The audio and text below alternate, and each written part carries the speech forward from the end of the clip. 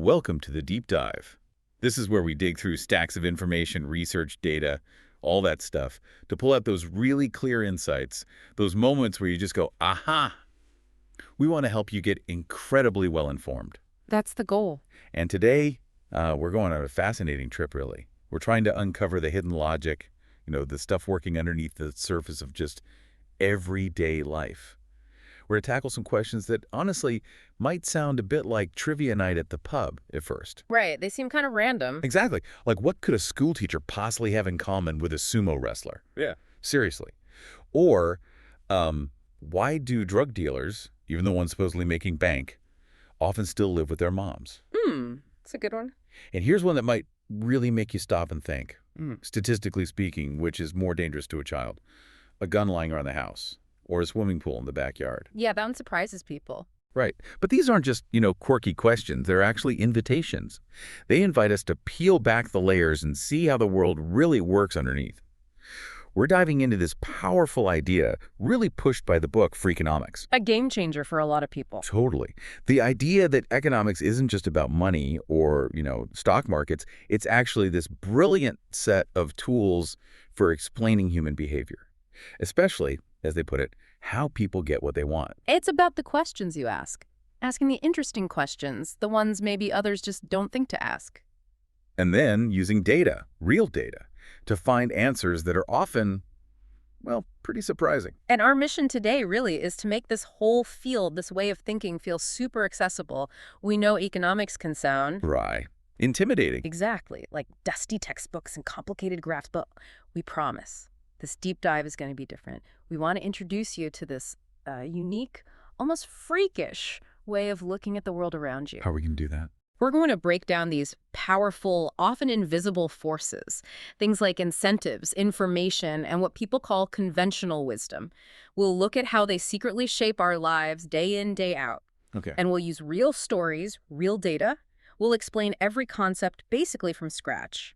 Clear definitions, analogies you can relate to, step-by-step breakdowns, like you're hearing these ideas for the very first time. So really starting from the beginning. Absolutely. The goal is to give you this fresh lens, a new way to understand all the complex situations you deal with every day, hopefully quickly, thoroughly, and revealing some of those surprising facts, those aha moments that make learning kind of fun. Okay, let's start unpacking this huge idea now.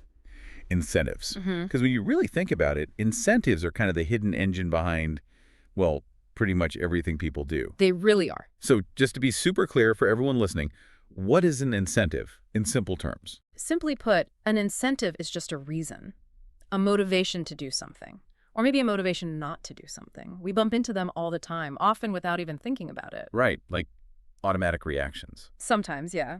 Think about touching a hot stove by accident. The immediate pain.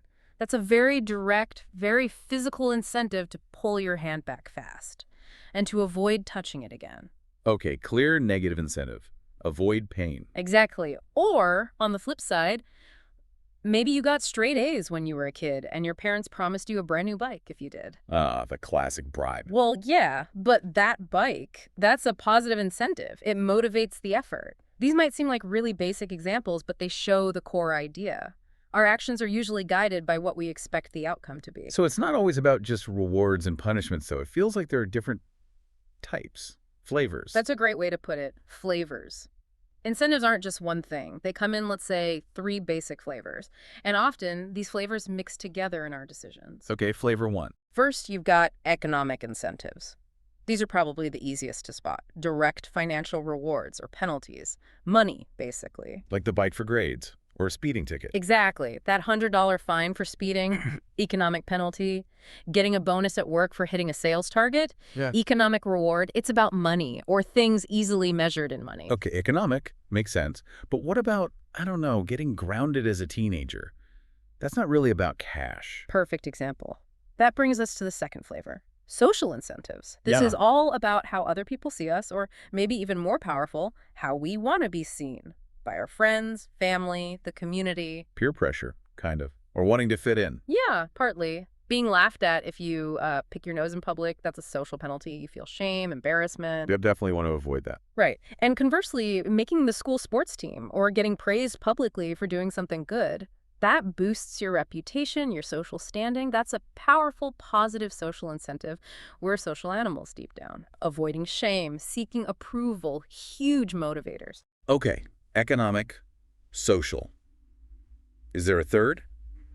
What about just knowing something is right or wrong?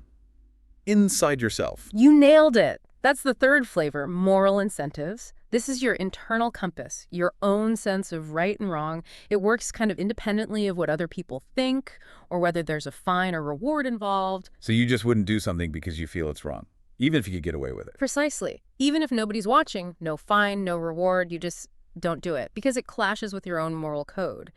And often in the real world, you see all three working together. Think about anti-smoking campaigns. How so? Well, you might have higher taxes on cigarettes, that's economic, bans on smoking in public places, that's social pressure, and maybe campaigns highlighting how tobacco companies acted unethically, that hits the moral angle. Ah, I see. They layer them up. Exactly. The big takeaway here is that you, me, everyone listening, we respond to these different kinds of incentives every single day, often without even realizing it. And understanding them helps us predict behavior, not just in others, but in ourselves too. Okay, this is where it gets really interesting, I think. Understanding incentives isn't always straightforward because sometimes they backfire spectacularly. Oh, absolutely. Their effects can be subtle and sometimes completely counterintuitive. So let's paint a picture. Imagine you're running a daycare center. You've got this rule. Pickup is 4 p.m. sharp. But parents are constantly late. Kids are anxious, teachers are stuck working overtime, unpaid. What's the obvious fix? Well, a couple of economists looked at this exact problem. It's super common, right? And they thought, logically, why should the daycare provide free babysitting?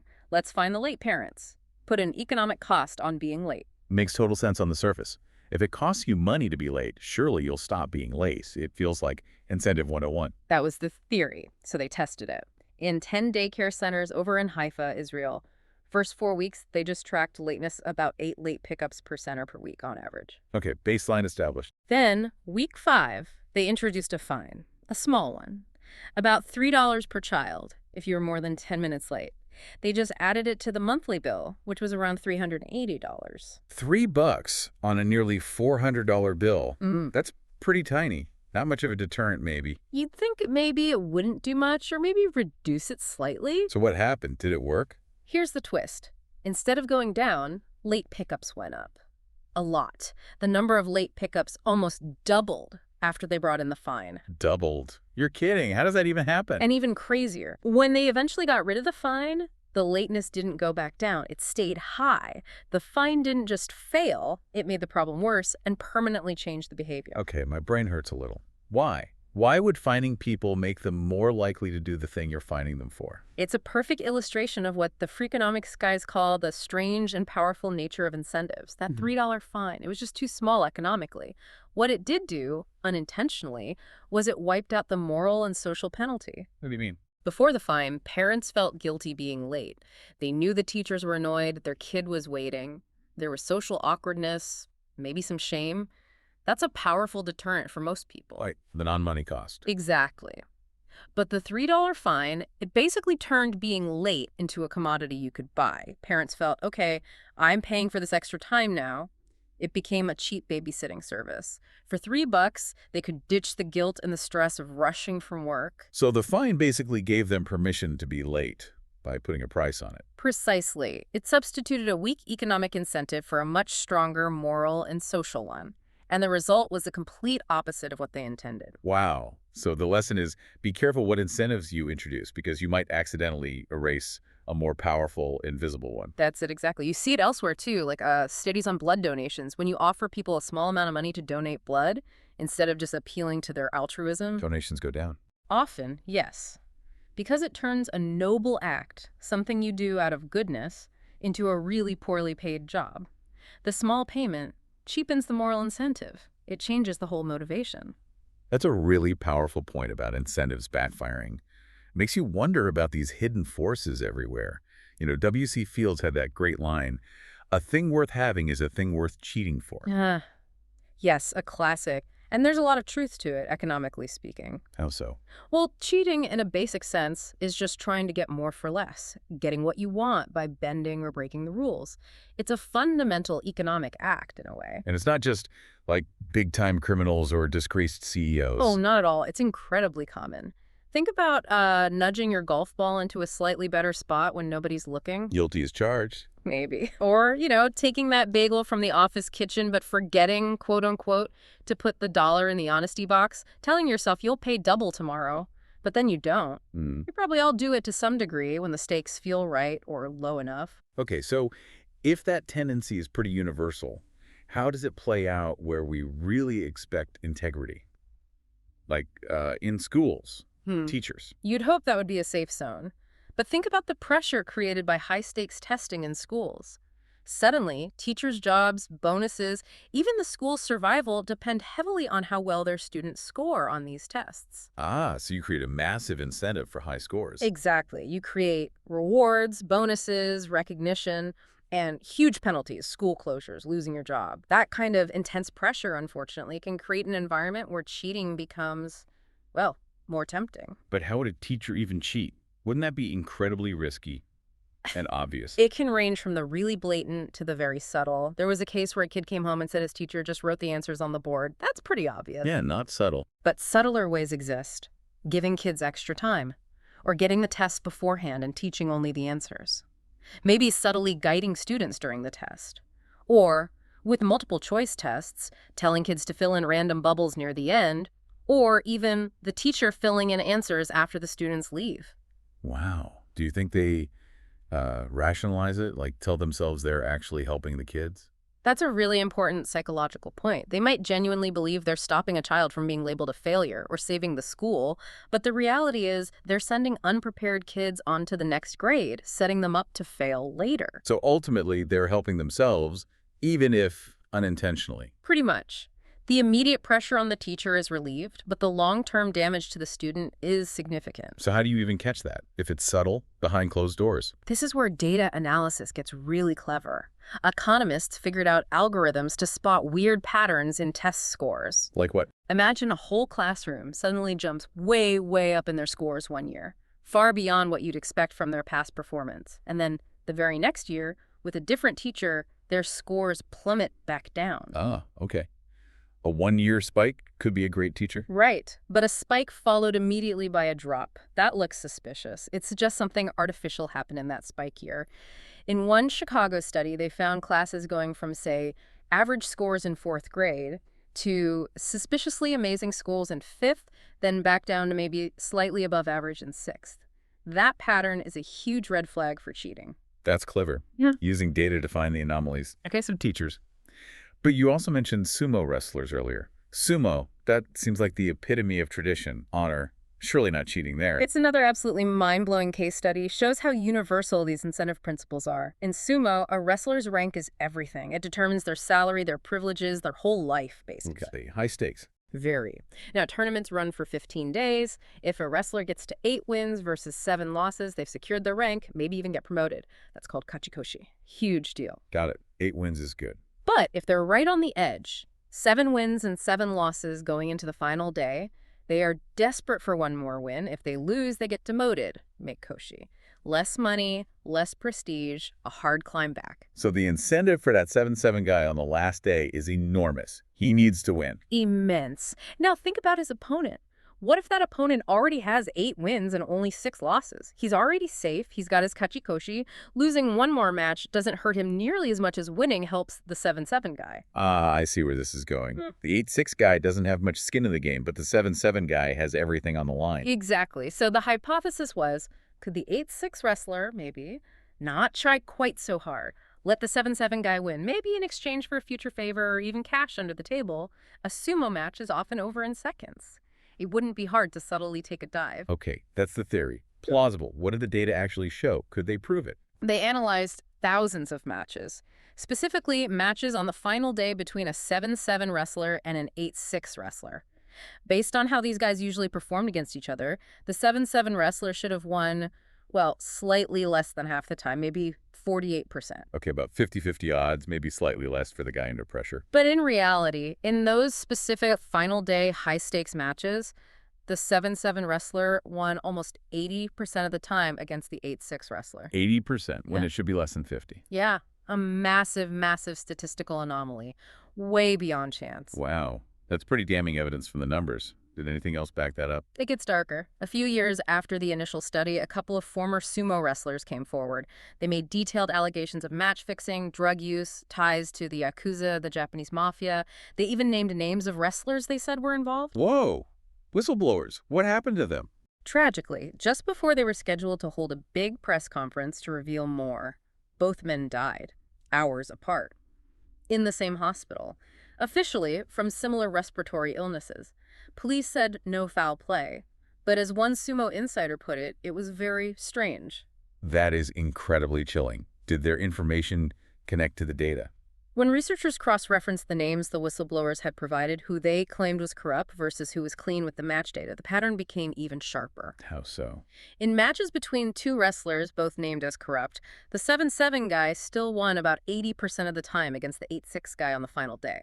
But if a 7-7 wrestler was facing an opponent named as clean, their winning percentage dropped right back down to around 50%, exactly what you'd expect based on skill. So the cheating was happening specifically among those identified as corrupt. Exactly. It showed the pattern wasn't random. It was deliberate behavior, driven by incentives, happening within a specific network. It just shows no institution, no matter how sacred or honorable it seems, is totally immune when the incentives line up in a certain way. And sometimes only the data can really show you what's going on beneath the surface. This whole conversation about incentives and cheating, it really makes you think differently about society itself. Right. And it kind of flips a common question on its head.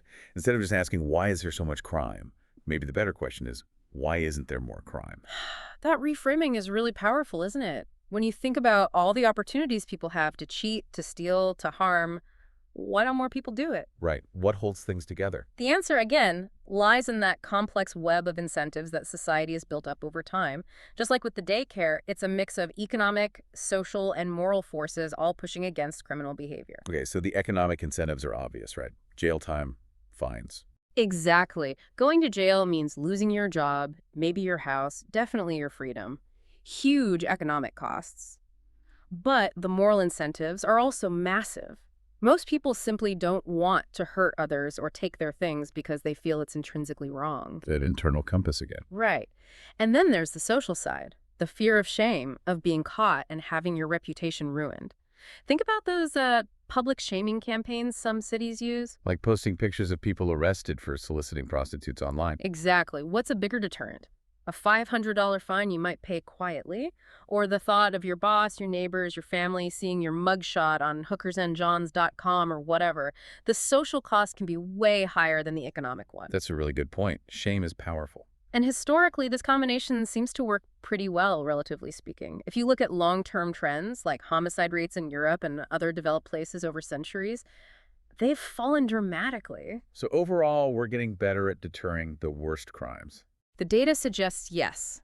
The mix of incentives society has cooked up, laws, police, social norms, moral codes seems to be working, generally keeping a lid on things more effectively over time.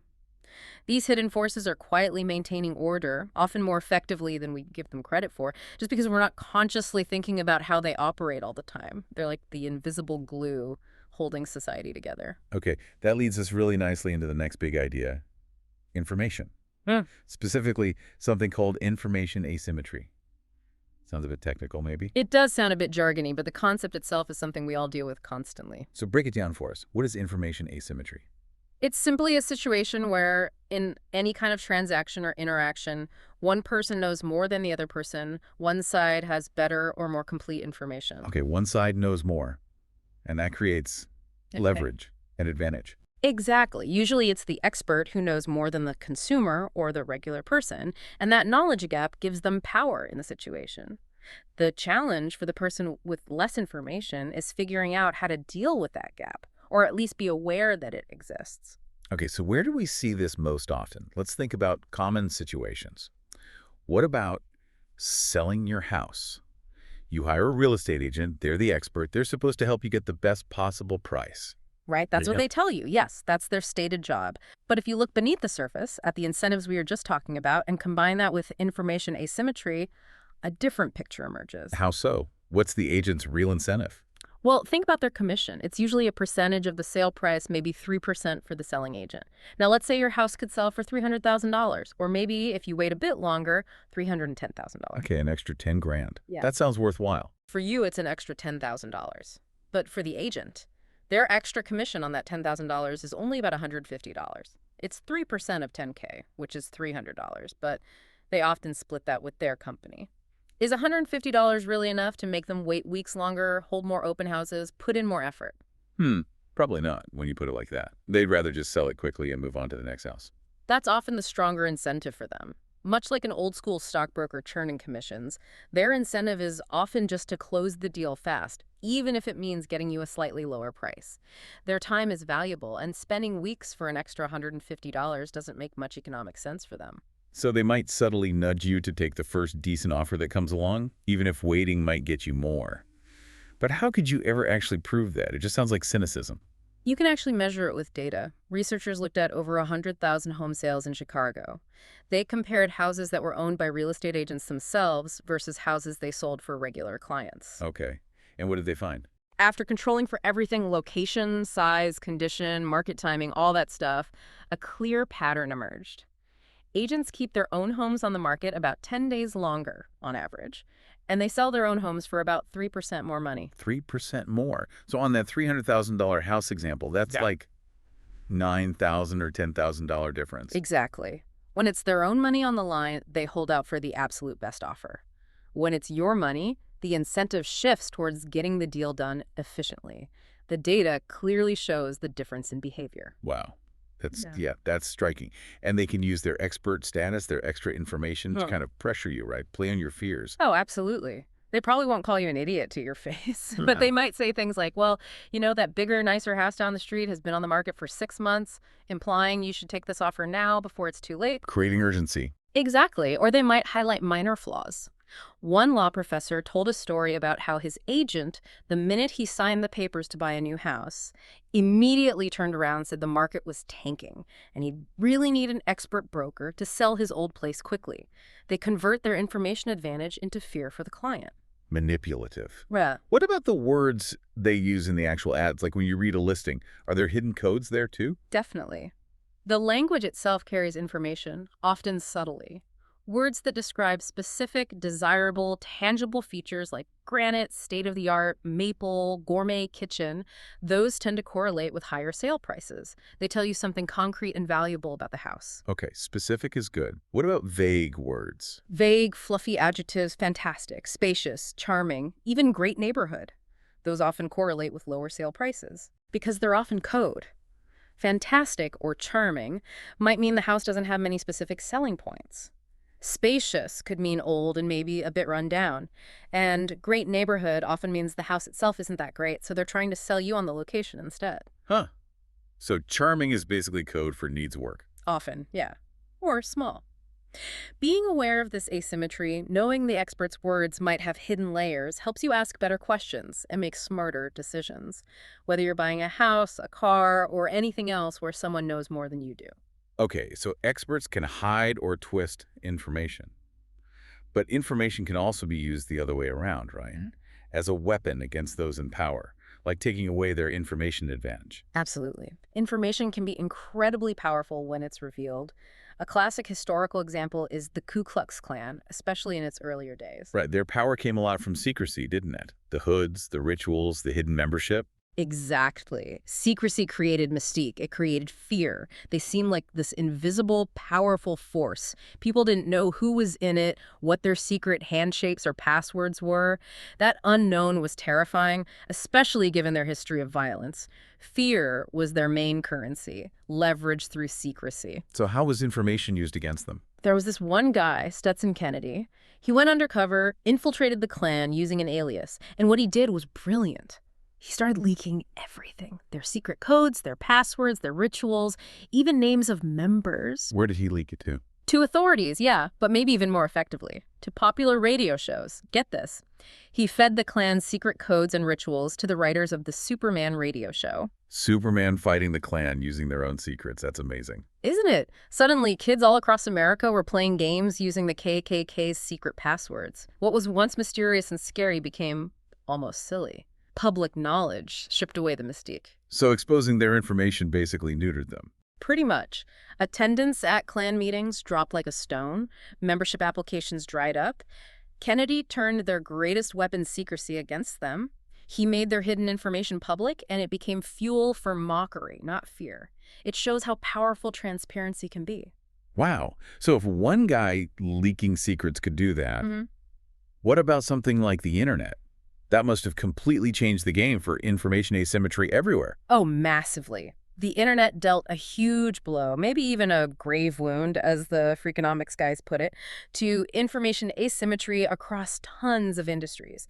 It empowered regular people like never before. Now, give us an example. Okay, take term life insurance. Before the mid-90s and websites like quotesmith.com, buying it was a pain. You had to talk to an agent, they'd show you a few options, you didn't really know if you were getting a good deal. Right, you were dependent on the agent's information. Exactly. Then suddenly, online, you could type in your details and instantly get quotes from dozens of companies side by side, anonymously. Now, term life insurance is pretty much the same product everywhere, so what matters most? Price. Suddenly, the companies charging way more couldn't hide anymore. They had to lower their prices to compete. Consumers end up saving something like $1 billion a year just because the price information became transparent. $1 billion just for making prices easy to compare. Yeah, it leveled the playing field instantly. What other areas saw this kind of change? So many. Buying a car used to be all about the salesman hiding the true dealer costs and confusing you with add-ons. Now, you can go online, find the invoice price, and walk in armed with that information. Takes away a lot of their power. Right, you know what they paid for it. Or think about something really sensitive, like buying a funeral casket. A grieving family is vulnerable. The funeral director, the expert, might gently steer them towards a super expensive $8,000 mahogany casket because, you know, it's what your loved one deserves. Playing on emotion and lack of information. Exactly. But now, you can go online and find the exact same casket for maybe $3,500. Or you might find cheaper, more personalized options the funeral director never mentioned, like ones themed for golfers or hunters, things that might actually be more meaningful and less expensive. Yeah. The internet fights that expert fear-mongering by just making the information available. Information is power, and knowing how it's used or hidden can really protect you. Okay, so information can level the playing field economically, but it can also, maybe, reveal uncomfortable truths about, well, about us. About things like discrimination. You looked at a game show for this. Yeah, this is fascinating. The TV game show The Weakest Link, remember that one with the Stern host? Oh yeah, you are the weakest link. Goodbye. That's the one. It turned out to be this unexpected natural experiment, like a little laboratory for studying discrimination. Because after each round of trivia, the contestants vote someone off. Ostensibly, they vote off the person who answered the fewest questions correctly. Supposedly based on performance. But not always. Not always. When economists analyze the voting data, controlling for actual trivia performance, hidden biases emerged. Like what kind of biases? They found evidence of two main types. First, what they called information-based discrimination. This seemed to happen particularly against Latino contestants. How so? Were they actually worse players? Not necessarily, according to the data, but other contestants perceived them as being poor players, even when their scores were perfectly fine. So based on this flawed perception, this inaccurate information or stereotype, they got voted off disproportionately in the early rounds. So it wasn't necessarily malice, but just a wrong assumption based on identity. It seemed that way. Interestingly, later in the game, if a Latino player was still in, they might actually be kept around strategically, precisely because others still perceived them as weak and therefore less of a threat to win the final prize. It's all about how information or misinformation shapes decisions. Okay, that's information-based. What was the other type? The other was taste-based discrimination. This was most evident against elderly contestants. They were voted off, even if they were good at trivia. Yeah. They were eliminated more often than their performance warranted, both early and late in the game. It wasn't about perceived skill. The data suggested other players simply preferred not to have them around. The average age of contestants was mid-30s, and they just seemed to have a taste or preference against playing with much older people. Wow. just didn't want them there. That's blatant. And the scary part is the contestants themselves might not even be consciously aware they're doing it in the moment. They might rationalize their vote some other way, but the aggregate data reveals the pattern. It's like unconscious bias made visible. Okay. Game shows reveal hidden biases. What about somewhere people are trying to present information about themselves? Like online dating. Oh, online dating sites are an absolute treasure trove for this stuff. You have millions of people creating profiles, sharing intimate truths or maybe versions of the truth and stating exactly what they're looking for. The data is massive. Okay, so first off, how truthful are people on these profiles? We all maybe shave a few pounds or add an inch here or there. A few might be putting it mildly. The data showed, for example, that something like 72% of women and 68% of men describe their own looks as above average. So hardly anyone admits to being average. Lake Wobegon effect online. Pretty much. Only a tiny fraction said average or less. Yeah. It suggests, either rampant narcissism or just strategic marketing. Like that real estate agent, you don't advertise a house as average if you want clicks. Right. Got to sell yourself. Hmm. What else did they embellish? Women often lied about weight, sometimes significantly. Both men and women fudged their height. And hair color was interesting. About 28% of women claimed to be blonde, which is way higher than the actual percentage in the population. Lots of dye or wishful thinking or both. Okay, so we definitely curate our online self heavily. What did the data reveal about what people are actually looking for, beyond saying nice personality? Some very clear, maybe predictable, maybe uncomfortable patterns emerged. For men looking at women's profiles, looks were overwhelmingly the most important factor driving interest. Okay, not shocking, maybe. What about women looking for men? For women looking at men, income was very important. Interestingly, it wasn't just more is better. It followed a sort of bell curve. Too low income was a turnoff, but surprisingly, very high income also seemed to scare some women away, maybe seen as intimidating or implying a certain lifestyle. Huh, that's nuanced. Any specific jobs that were more attractive? Yeah, some professions consistently got more interest. Military guys, police officers, firefighters, maybe the uniform effect. Also, lawyers and doctors were popular. On the flip side, for men, being short was a big disadvantage, hence all the lying about height. And for women, being overweight was described as basically deadly for getting responses. Ouch, the data doesn't pull punches. What about race? That's a sensitive one. People often say race doesn't matter in their profiles. This is where that gap between what we say publicly and what we do privately becomes really stark. Many users, especially white men and women, would explicitly state in their profiles that race was not a factor in their preferences. Okay, so they claim to be open. But when the researchers looked at the actual confidential data, who they actually sent messages to, who they responded to, strong racial preferences were obvious. White users overwhelmingly contacted other white users. So a big difference between the public statement and the private behavior. A huge gulf.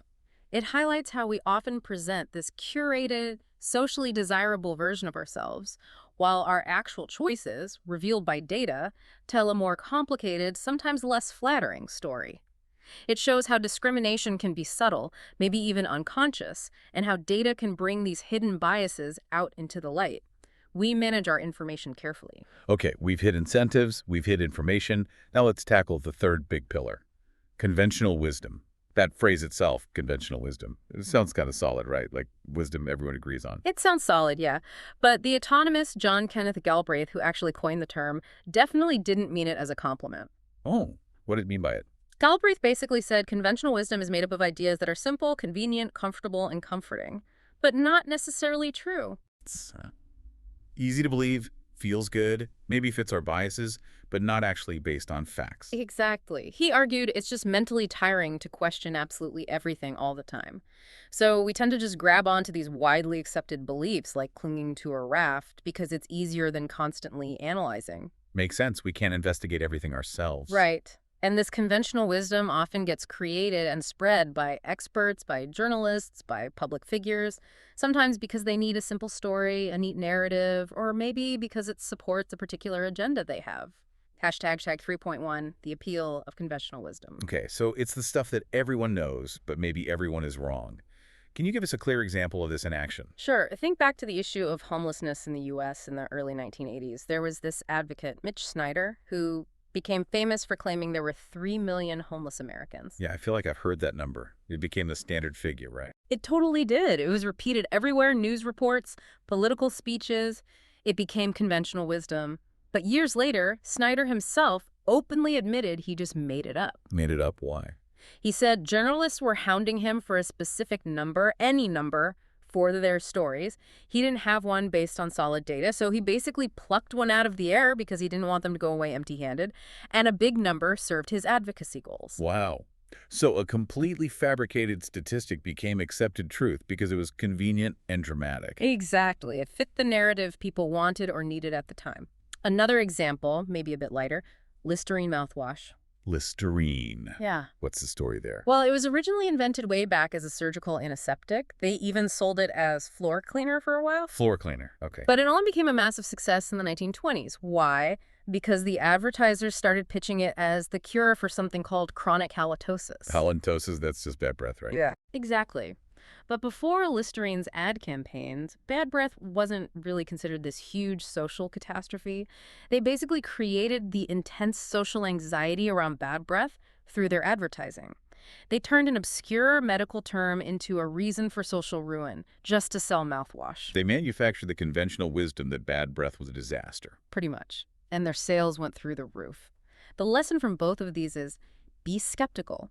Be wary of information that feels just a little too simple, too neat, or too comforting, especially if it seems to serve someone's agenda, whether it's political or commercial. Question the wisdom of the crowd sometimes.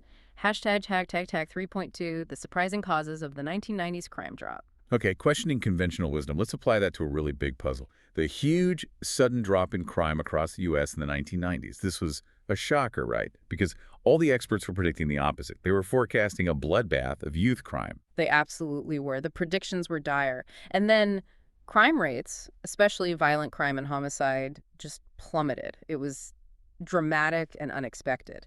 Now, before we get into the explanations the data suggests, it's really important to remember. Correlation isn't causation. Exactly. Especially in complex social issues like crime, we can see strong patterns in the data, things happening together that suggest causes. But proving direct cause and effect is incredibly difficult. We're talking about the most likely drivers based on the evidence. Got it. Okay, so what was the conventional wisdom about why crime dropped? What were the easy explanations everyone grabbed onto? Well, several plausible theories made the rounds. One big one was the booming 1990s economy. People had jobs, prosperity was up, so maybe fewer people turned to crime. Sounds logical. But the data didn't back it up. Not strongly, no. Crime rates had actually started falling before the economy really took off, and crime had risen during previous economic booms. So while maybe a small factor, it wasn't the main driver. Okay, economy out. What else? What about policing? Like New York City's CompStat program. That got a lot of credit. It did. Innovative policing strategies, using data to deploy officers smartly. That definitely had an effect. But again, it wasn't the whole story, or even most of it for the nationwide drop.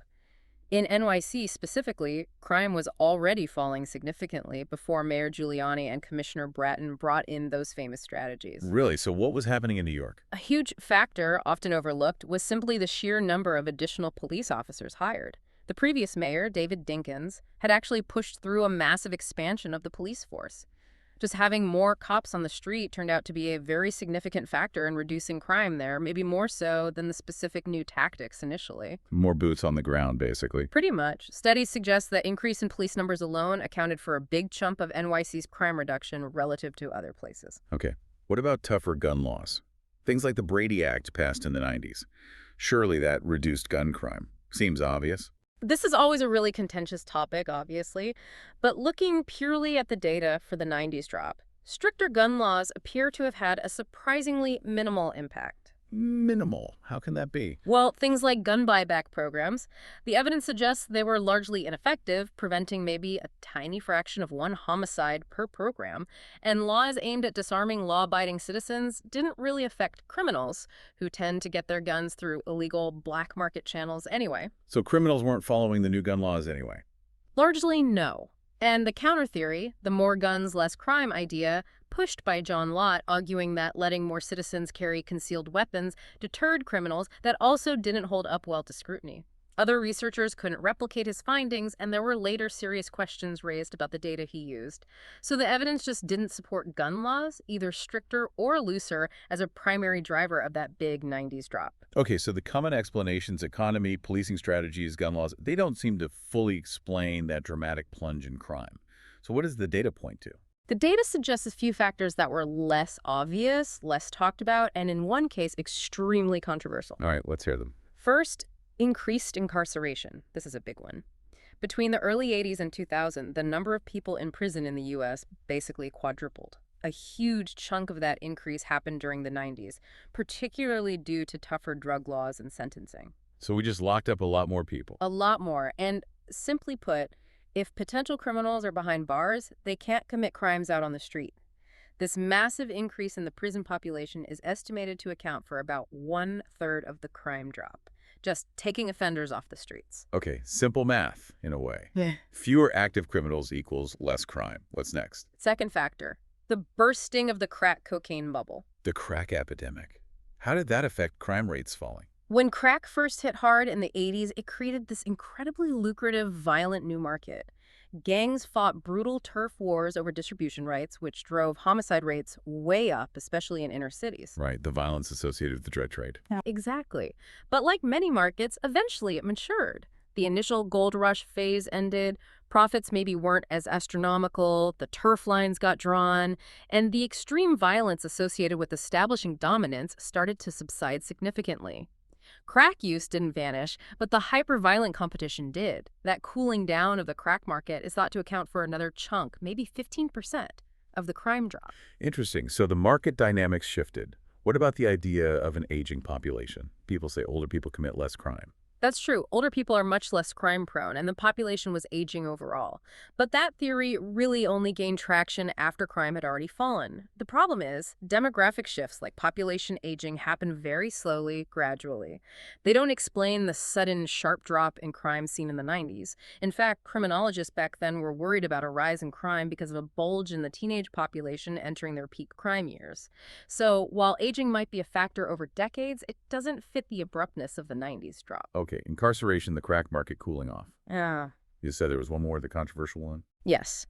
And this one generated and still generates immense debate. It's the potential role of legalized abortion. Abortion. How on earth is that connected to crime rates almost 2 decades later? Okay, so the argument put forward by economists Stephen Levitt and John Donahue goes like this.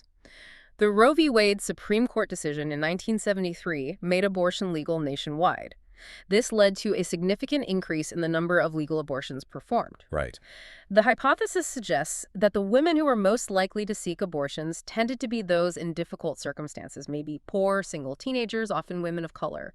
These were also the circumstances where children, if born, were statistically at a much higher risk of growing up in poverty, having troubled childhoods, and ultimately being more likely to become involved in crime later in life. So the argument is, by preventing the birth of children into these very high-risk environments. You essentially prevented the existence of a cohort of individuals who would have been statistically more likely to become criminals about 18 to 20 years down the line, right when they'd hit their peak crime-committing ages. And that timing lines up almost perfectly with when the crime drop started in the early 1990s. Okay, let me just process that. The simplified logic is, unwanted children raised in difficult circumstances are more likely to commit crime. Abortion reduces the number of such children. Therefore, abortion leads to less crime later on. That's the stark syllogism, yes. And it's crucial to emphasize this was presented purely as an economic analysis of correlation and potential causation based on statistical modeling. The authors were very clear it was not intended as a moral statement for or against abortion or as a policy recommendation. It was simply following where the data seemed to lead. I can only imagine the reaction to that theory. Oh, it was intense. Criticism came from all sides. Politically, morally, and academically, people challenged the data, the methodology, the interpretation, everything. Did the authors defend it? They did. They addressed the critiques, refined their models, used more precise data on abortion access state by state, and argued that these further analyses actually strengthened their findings. Their models suggested that legalized abortion could account for as much as half of the 1990s crime drop. Half. That's huge. It's a massive claim, and again, deeply controversial. But the key takeaway, looking at it through this question and conventional wisdom lens, is that sometimes the biggest drivers of major societal shifts are things we don't expect, things that make us uncomfortable or things that operate invisibly over long periods, rather than the obvious, comfortable explanations we tend to prefer. Okay, moving from huge societal trends like crime waves down to something intensely personal. Parenting. If you're a parent or even just no parents, you're drowning in advice, right? Books, blogs, experts, often conflicting, often making you feel guilty or scared. Absolutely. The parenting advice industry is enormous, and yeah, it often thrives on creating anxiety. Experts take bold stances because nuance doesn't sell books, and fear is a powerful motivator for parents desperate to do the right thing. So, can we apply this same data-driven, question conventional wisdom approach to parenting? What does the evidence actually say about what makes a difference for kids, particularly in terms of, say, school performance? Researchers have tried to do exactly that. They used data from a huge government study, the Early Childhood Longitudinal Study, ECLS. It tracked about 20,000 American children from kindergarten through fifth grade, collecting tons of information about their families, their activities, and their test scores. Okay, 20,000 kids. That's a lot of data. So, cutting through all the noise and the mommy blogs, what factors did strongly correlate with kids doing better on tests in those early years? The data highlighted a set of factors related more to who the parents are. Things like parents being highly educated themselves, parents having high socioeconomic status, good income, stable job, the mother being 30 or older when she had her first child, which often links back to more education and career stability before starting a family. Okay, education, income, stability. Also, parents speaking English in the home correlated positively. And, interestingly, having many books in the home was a strong positive factor. Lots of books. Yeah. That makes sense. Anything else? There were a couple of negative correlations, too. Children with low birth weight tended to have lower scores, and adopted children also tended to score slightly lower, which the researchers suggested might relate to the birth parents' likely lower average IQ compared to the typically higher IQ adoptive parents, suggesting genetics still plays a role, despite the environment. Oh, and parents being involved in the PTA also showed a positive link. PTA. Does joining the PTA magically make your kids smarter? Probably not directly. It's more likely that parents who bother to join the PTA are already the kind of parents who are highly engaged and value education. The PTA involvement is likely a sign of that underlying parental characteristic, not the cause of the better scores itself. Okay, so that's the list of things that are correlated. What about all the things parents do? The stuff we stress about.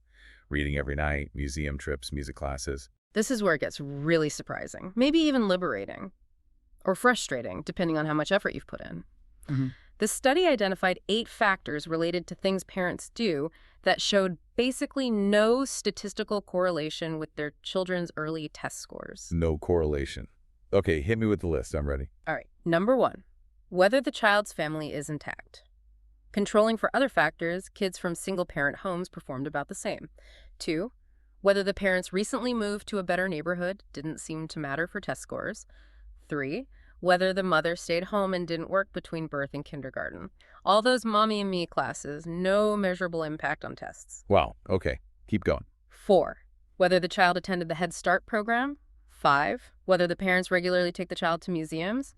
6, whether the child is regularly spanked. 7, whether the child frequently watches television. Wait, watching TV doesn't correlate negatively. Nope. Not in this data set for early test scores. They even mentioned Finland, where kids apparently learn to read from watching American TV shows with subtitles. Huh. Okay, what's number 8? This is the one I'm dreading. Number 8, whether the parents read to the child nearly every day. No. Really. Reading to your kid doesn't matter. I feel like that's the number one thing everyone says you have to do. Okay, hold on. Remember earlier. Having lots of books in the home was strongly correlated, so books matter. But the specific act of reading aloud every single day, in this large data set, it didn't show a direct, independent correlation with higher early test scores once all the other factors about the parents themselves were accounted for. Okay. Deep breaths. So, what's the big picture takeaway from this? It sounds like. To kind of sum it up, maybe oversimplifying slightly, but making the point. The first list was mostly about things parents are their education, their income, their stability, the environment they inherently create. The second list was mostly about things parents do specific actions, often the ones driven by expert advice or parental anxiety. So, who you are as a parent matters more than the checklist of things you do. The data strongly suggests that, yes, your inherent characteristics, the stable and intellectually stimulating environment you provide just by being who you are, seem to have a much stronger correlation with early academic success than ticking off boxes on a list of good parenting activities. It really challenges those deeply held beliefs about how much direct control we have through specific actions. That really shifts the focus. It reminds me of that gun versus swimming pool question you mentioned at the start. Our fears and efforts might be misplaced. It connects perfectly. Parents are often terrible at accurately assessing risk. We're driven by emotion, by scary headlines. The data shows backyard swimming pools are vastly more dangerous to young children than guns kept in the home, something like 100 times more likely to cause a fatality for a kid under 10. 100 times. Yeah, but parents typically fear the gun much more. Why? Partly the control factor, a gun feels less controllable. And partly the dread factor, the way a death might happen feels worse. But objectively, simple pool safety measures like fences and alarms would save far more lives than, say, obsessing over the absolute safest car seat design. Often, the basic car seat mainly helps by keeping the kid in the back seat, which is the biggest safety factor, not the fancy padding. We focus on doing the specific thing, buying the expensive gear, rather than understanding the underlying risk environment, the pool, the front seat. So who parents are seems key. What about something that seems totally superficial, like what you name your kid? Can a name actually influence their destiny? I remember hearing a crazy story about two brothers named Winner and Loser. Ah, yes, Winner and Loser Lane. A classic Freakonomics anecdote, born in Harlem in the 50s. Their dad, Robert, apparently named his son Winner, hoping for great things. Later, he named another son Loser, maybe just as a weird joke or bookend. Okay, so winner became a winner and loser became a loser. Please tell me it's not that simple. Thankfully, no, it was the opposite, ironically. Loser Lane ended up going to prep school, graduating college, becoming a respected police sergeant. Winner Lane, on the other hand, racked up a long criminal record, nearly 36 arrests. Wow, so the names were completely mismatched with their fates. Totally. But the father wasn't entirely wrong in thinking names are somehow connected to destiny, just not directly. A name itself doesn't determine your path. So how are they connected then? What does a name tell us? A name doesn't determine destiny, but it can be a powerful indicator. It reflects something about the parents who chose it. And those parents' characteristics, their background, their education, their income, their aspirations, those are strongly correlated with the child's likely outcomes. Ah, okay, so the name is like a signal about the parents. Exactly. Researchers looked at massive data sets, like all the birth certificates in California over decades, combined with studies where they send out identical resumes with different sounding names. What do they find? Well, for instance, they tracked the rise of distinctively black names starting in the 1970s, probably linked to the Black Power movement wanting to establish cultural identity separate from slave names.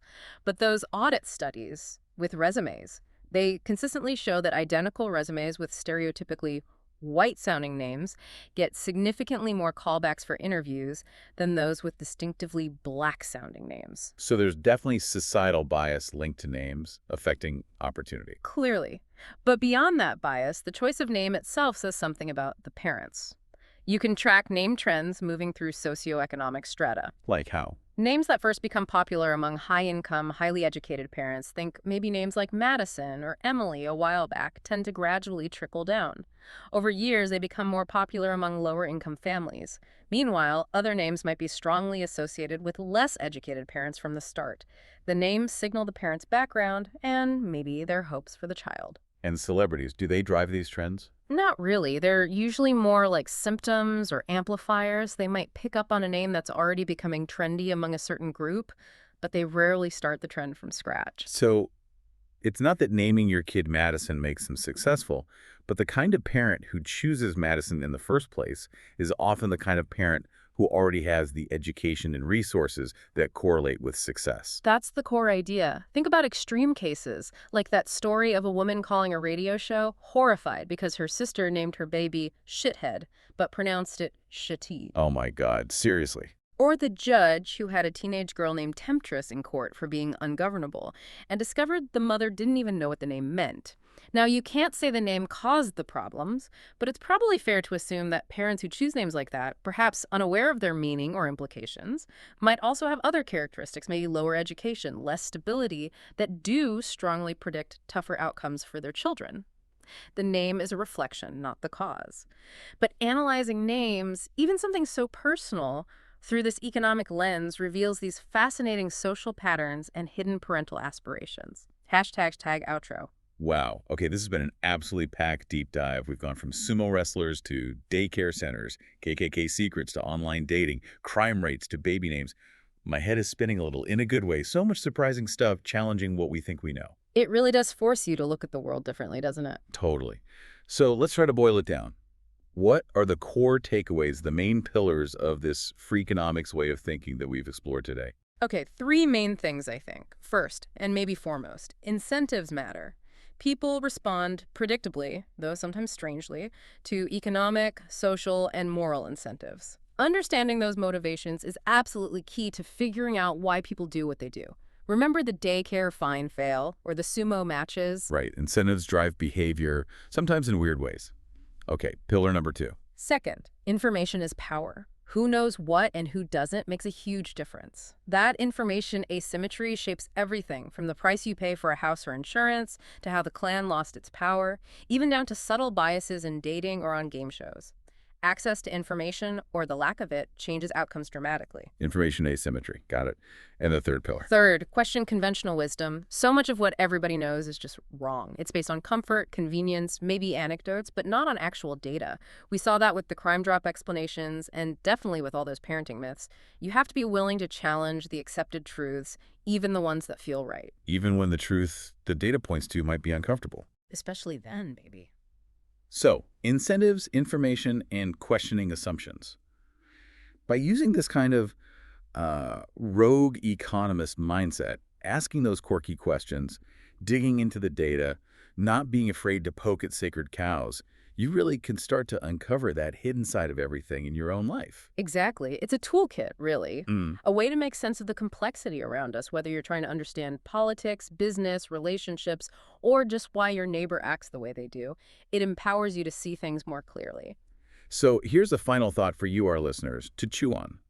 As you go about your week, maybe try looking at things through this lens. Consider, what piece of conventional wisdom in your own life, maybe something about your job, your health, your relationships, how society works, what accepted belief might actually be worth questioning with this kind of Freakonomics perspective? What hidden incentives might be at play? What information asymmetries exist? What might you uncover if you just started asking those simple, maybe slightly uncomfortable questions that perhaps nobody else is asking? Something to think about. Thanks for joining us on The Deep Dive.